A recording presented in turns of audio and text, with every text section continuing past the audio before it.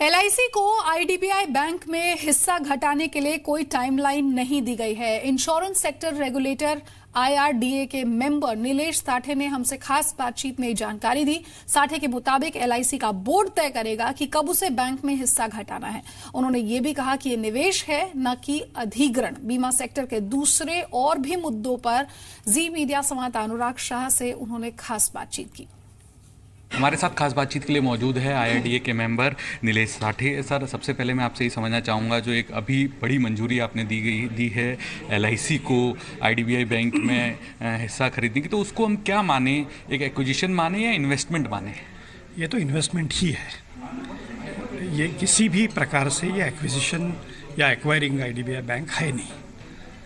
From investment point of view IRDA के regulations कहते हैं कि अगर 15% से ज़्यादा आपको निवेश करना है किसी लिस्टेड कंपनी में तो आईआरडीए की परमिशन ज़रूरी है। तो ये निवेश ही है, ये कोई उसमें हिस्सा या भागीदारी या ओनरशिप है नहीं। Yes sir. तो इसमें जो आपने वापस टाइमलाइन दी है कि अगले 5 से 7 साल के अंदर वापस एलआईसी को जो अपना स्टेक है वो 15% पे लाना होगा, तो ये टाइमलाइन की रियल डेफिनेशन क्या होगी, या ये बढ़ भी सकती है या घट भी सकती है? नहीं, ये आपने जो कहा वो सारासार गलत है।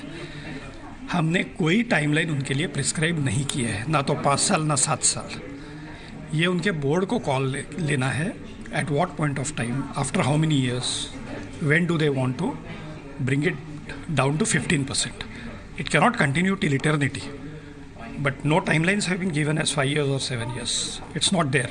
Yes, sir. Okay. Secondly, they should do it in such a way, and they will do it in such a way that the market doesn't get disturbed. Okay.